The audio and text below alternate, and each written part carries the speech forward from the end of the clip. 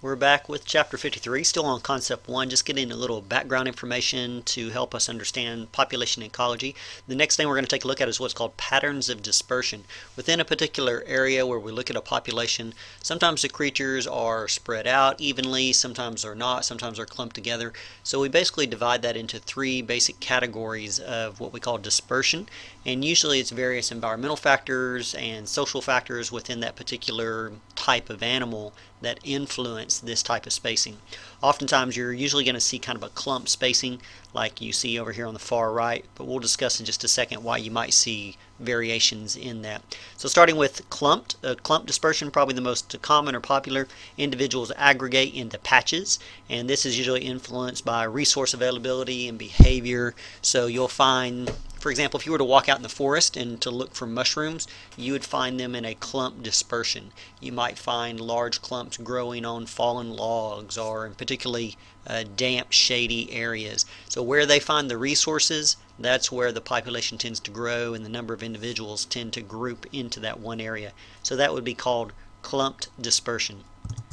As usual, I took some of the videos here, stuck them into the notes folder, so if you want to take a look at any of the short little video clips, they're usually only 3 or 4 seconds long, they are in the notes folder. Here's a great picture showing clump dispersion, where you have these starfish that are kind of gathered all in this one spot because that's where the nutrients are found, or that's where the food is found, or that's where the best environmental conditions are found, so they tend to group up together. Also, along with these little creatures, they look, I'm going to assume they're shellfish of some kind.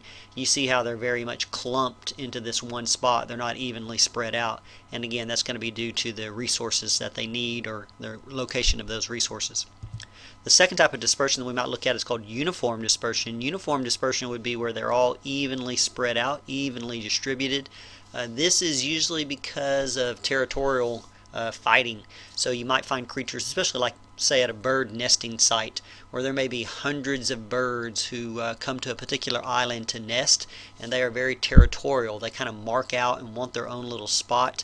Well, they will want, say, to keep their little area free from any interloper, and so you might find that that ends up having them evenly dispersed throughout the entire area. So again, there's another quick example of a video in there, and then here's a good example of these penguins. These penguins are emperor penguins down at the South Pole, and they are nesting. They have an egg on their feet, and they are protecting that egg with that little layer of fat and feathers, their lower belly there.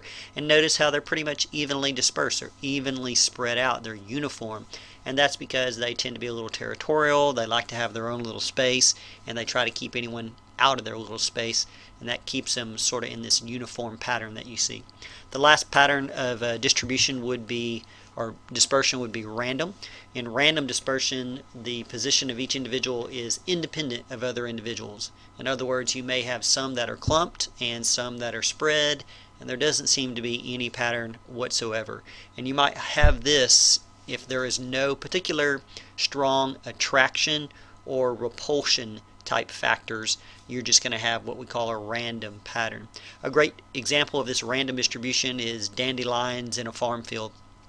And that's because these dandelions grow from those tiny little fluffy seeds that you've probably played with as a kid, and the wind carries those, and the direction that they carry them and where they drop them is completely random. So there's no rhyme or reason to it. So if you look at, say for example, this field, these yellow flowers, dandelions or whatever they are, they're just completely randomly dispersed. In some areas they tend to be fairly spread out.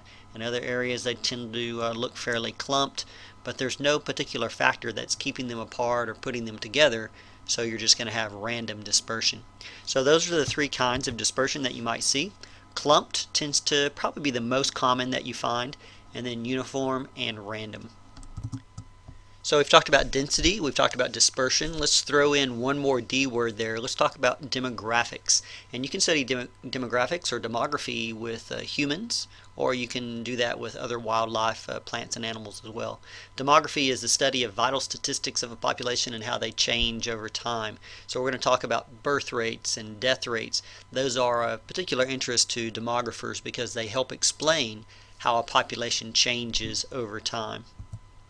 One of the things that demographers use is what's called a life table, and a life table is basically a summary, a data chart that shows the survival pattern of a particular population based on their age.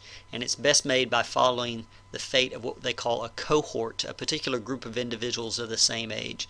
So if you were going to make a life table, say for a population of lemurs here in Madagascar, what you would do is you would go and in one particular year you would choose to look at, say, all the babies that were born in, say, 2014. Let's say you go to Madagascar in 2014 and you're going to try to track all of the babies born in the year 2014, and you're going to do your best to follow that cohort, that group, throughout their entire life until there are no more of those groups, of those members of your cohort left.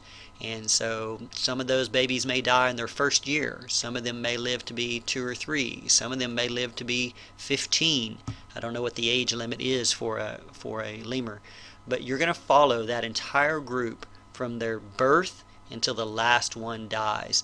And with that information you can make what's called a life table.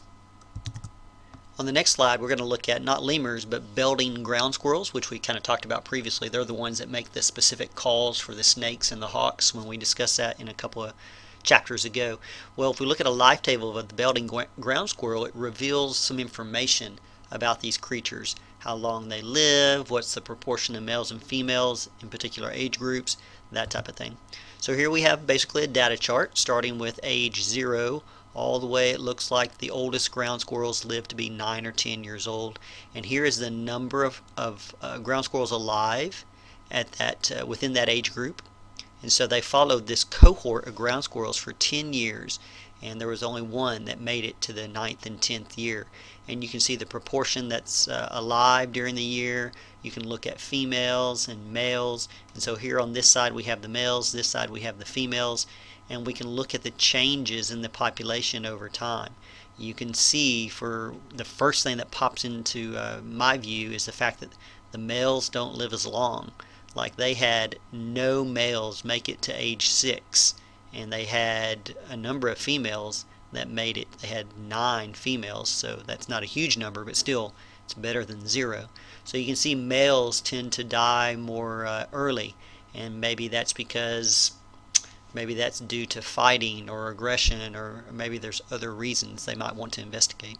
So this is what we call a life table. It's basically a data chart covering the lifespan of a creature, and you get this information by following a particular group or cohort. Now, if you're like me, it's good to look at the numbers and look at a data table like this, but it's also handy to look at it in a graphical format. So that would be something called a survivorship curve. And a survivorship curve is basically that information we just saw, but putting it in sort of a graphical way. So it represents the data of that life table. And so on the next slide, we're going to look at the survivorship curve of the Belding ground squirrels, and it shows a relatively constant death rate. So you see, as time goes by, there's no major dips and hills and curves in this line. As the time goes by, more and more of the creatures die, but there doesn't seem to be any particular spike or dip in the line. Now, you do see that males tend to die off more quickly, and males don't tend to live as long as females, but again, even their line is fairly straight as time goes by. So that would be a fairly constant rate of survival, or a fairly constant rate of death here that you see. When we look at these curves, this would be a fairly constant rate, but sometimes we see dips and hills and changes, and it doesn't look like a fairly straight line like this. So we can actually look at survivorship curves and kind of classify them into 3 different kinds based on what we see. Type 1 would be low death rates during early and middle life, and an increase in death rates among older age groups. That would be like humans, elephants. So type 1 is low death rates early on, and then as the creatures get older, the death rates grow. That's normally what you would think of, particularly like with large creatures, and especially like with humans. Type 2 is a constant death rate. That would be more like the Belding ground squirrel that we just looked at, where the rate of death tends to be fairly constant from birth all the way through to old age. So the ground squirrels we looked at, lots of annual plants, those types of creatures, they have a fairly constant death rate over the entire lifespan. And then type 3, of course, is going to be the opposite of type 1, where you have a very high death rate for the young and a lower death rate for older survivors. So think about an oak tree, or lots of little fish are like this, where they have lots of death occur early on. I think about, say for example, the sea turtles, where the little baby sea turtles hatch out of the eggs on the beach, and then they have to make this horrible journey to get to the ocean, and the whole time usually there's seagulls and other creatures just waiting for them to hatch out, and there's a horrible death rate early on. But the sea turtles that make it to the ocean, once they get to be a certain age and size, they tend to survive okay and live a long time. But that first birth and then that first year or two, they have a pretty horrible death rate. That would be the type 3. And then of course not all species follow these curves exactly. A lot of species are kind of intermediate to these 3 types that we see. So here's a great example. So here we have curve type 1, where death rates are very low and then increase as age increases. That would be like a human. Then the Belding ground squirrel we looked at, it's a fairly straight line where death rates are fairly constant. And then here you have a shellfish, or like the baby sea turtles I was talking about, where you have a very high death rate. You see the number of survivors drops quickly, but then once if they can make it a certain maximum percentage of their lifespan, then it kind of levels off and they have a very low death rate for the rest of their lifespan. So this will be type 1, 2, and 3. The flip side of death rates, of course, is birth rates. So we would need to talk a little bit about the reproductive rates.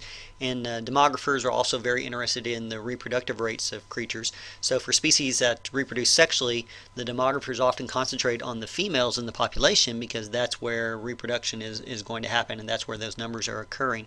A reproductive table or fertility schedule is basically kind of like that life schedule we just looked at, but it has to do with reproduction. What is the age-specific summary of the reproductive rates in a particular population? So again, it shows certain patterns that we can see over the lifespan of those creatures. High reproductive rates do not necessarily mean you're going to have high population growth because of other factors. I mean, there could be not enough space, not enough food, there could be predators. So there are some creatures that may have high reproductive rates, but that doesn't always ensure high population growth. So again, going back to those Belding ground squirrels, this is a lot like the life table we just looked at, but this one is all about reproduction. So again, it shows the ages of the creatures. So now we're just looking at the females, and we are looking at the proportion of females weaning a litter, how many of them had a litter, and then the average size of the litter, and then the average or the mean number of females, and the average number of female offspring. So this tells us a little bit about the creatures and how, as they begin to age, more and more and more of them have offspring, and it also tells you about the size of the litters. You see kind of a jump in the middle. So between the ages of 3 and 5, they seem to produce the most offspring as far as the size of the litters and that type of thing. So interesting information. This is kind of like the life table, but this is all about reproduction. We're going to take a break right there. We're going to go on to concept 53.2. We're going to talk about exponential growth and logistic growth of populations, and what is affected by that, and how those are affected in the environment. So we'll take a break. We'll be right back.